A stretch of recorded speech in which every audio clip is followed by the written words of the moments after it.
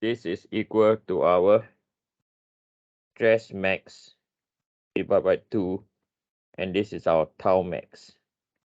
And this is from equation number 2. Okay, equation number 2. So we know, right, that the mole circle, so this mole circle that we drawn is from structure analysis.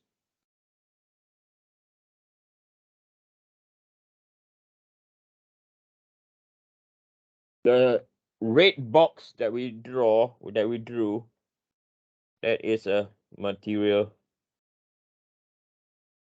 mechanical behavior. Okay.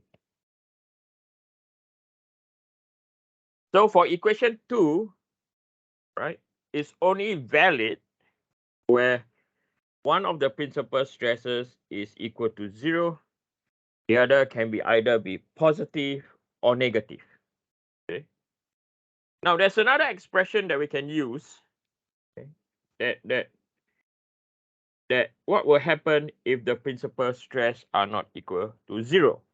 Okay. So the other expression that we are going to use is where tau max. Okay. Anyone, any questions so far? No? The other expression is where we have tau max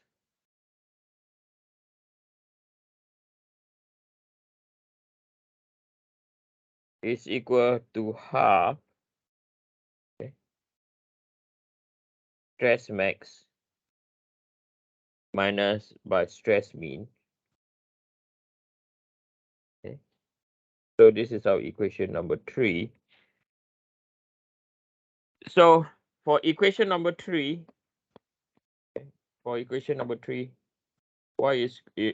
equation number 3 so critical? Okay. So if we were to look at equation number 3, is when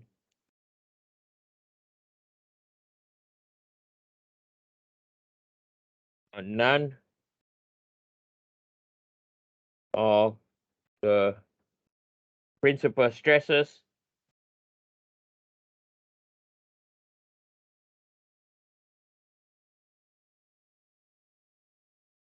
are equal to 0. Okay. So if none of the principal stresses are equal to 0, the tau max must be equal to half of stress max minus stress mean. Okay. So again, I'm going to draw the conditions. Okay. So the same thing. So we have our normal stress.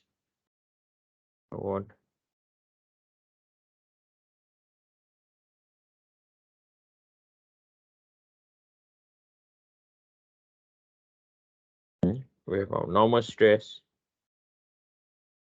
Then we have our shearing stresses. Element rotate clockwise, element rotate anti-clockwise. So this is our stress U.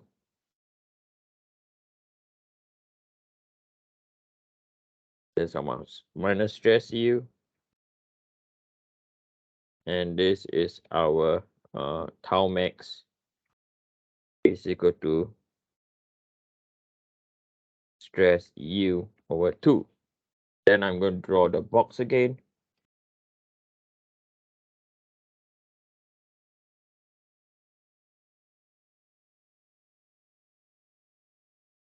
So for this case, right, the stress A, the principal stresses, one is over here. Okay. So this is our stress A line, or sorry, at this point over here, This is one of our principal stresses, stress A. And the other one,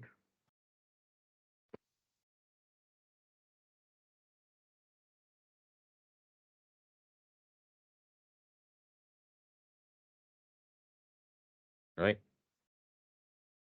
This is our stress B. Then we can construct our mole circle.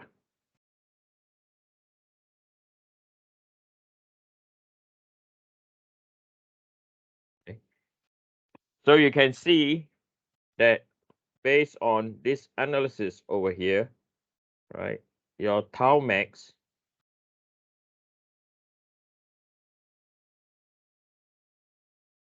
your tau max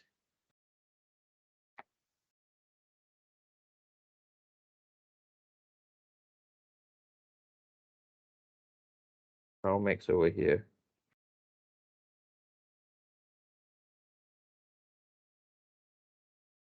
The expression is different now, right?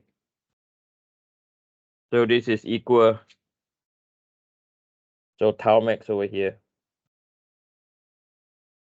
is equal to half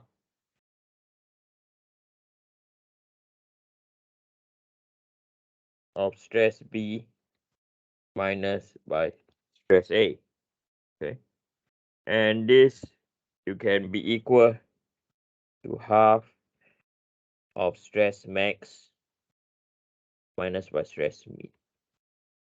Okay. Later on, I'll show you why this is critical. For example, okay, so this can be equal to the absolute value of stress max minus by stress mean. Okay. Right. I'm now going to plot out the a different graph, okay, to show you Tresca criteria. So I'm going to draw a different criteria or a different graph to represent Tresca criteria, and I think this is enough space. So if we were to look at Tresca criteria, okay, Tresca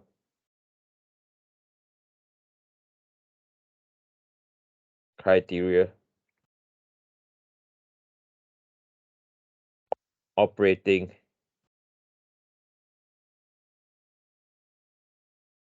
boundary.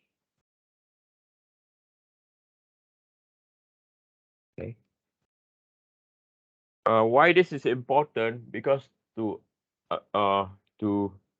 use any criteria, okay, it's important that we know the operating boundaries. Okay, when this criteria is can or the trend of the Tresca criteria. Okay.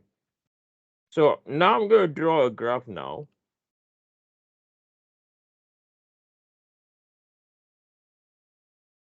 And the graph over here are the principal stresses, okay? Sigma A and sigma B. And we know that sigma A and B are the principal stresses. Okay, now this is not mole circle, okay? This is sigma A, sigma B, not sigma and tau. And over here, this is our stress U, okay? Over here, this is our minus stress U. And over here, this is our positive stress U. And over here, this is our minus stress U. Okay. So for Tresca criteria, the operating bracket looks like this. Okay. And later on, we are going to see why this is its operating boundary. Okay. So hold on, I'm still sketching the operating boundary. And as I said, I will show you why the operating boundary is like that. Okay. So this is the operating boundary of Tresca criteria. Okay. And this shaded region is the operating boundary. So some of you might, what do I mean by that? So let me write out some description. So first of all, stress A, stress B are the principal stresses.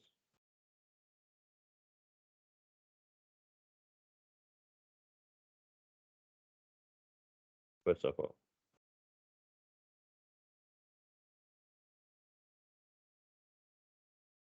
And then the next one is the Tresca criteria.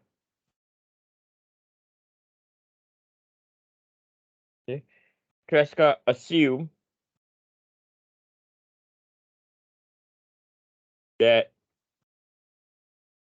stress U in tension is equal to stress U in compression.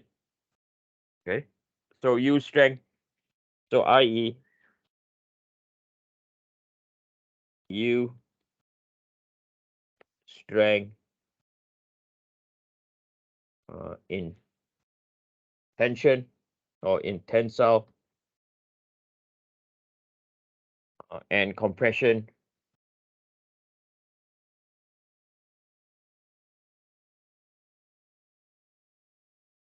have the same magnitude.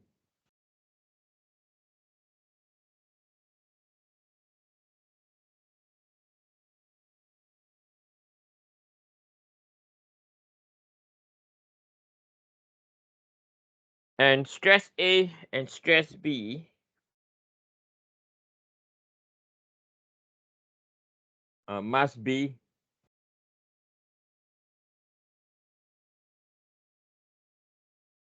both. Okay, it means stress A and stress B. Okay, both within the shaded region. Okay, it's important that they are in the shaded region. So the material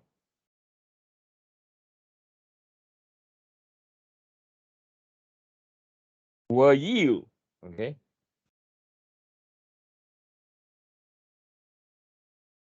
if either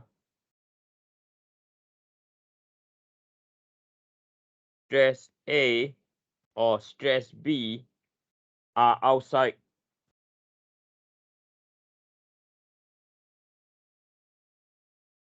the shaded region.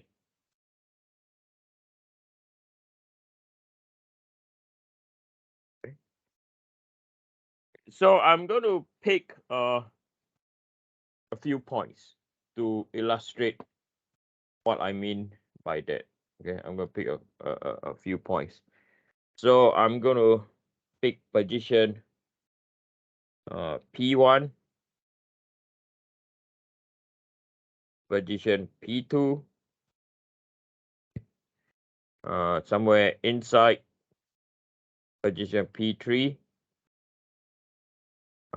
at this border over here, position P4, and directly somewhere outside over here, that is our P5. And how does this look like in Mohs circle? Okay, how does this look like in Mohs circle? So we're going to draw right P1 first, the condition P1.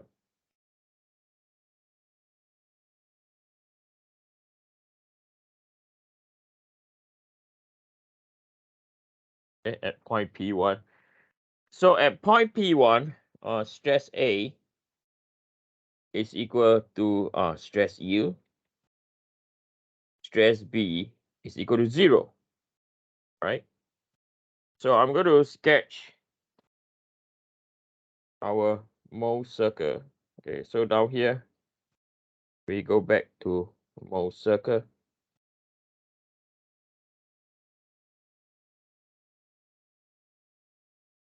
Okay, so normal stress, shearing stress, element rotate clockwise, element rotate anticlockwise to 4, 6. So this is our stress U minus stress U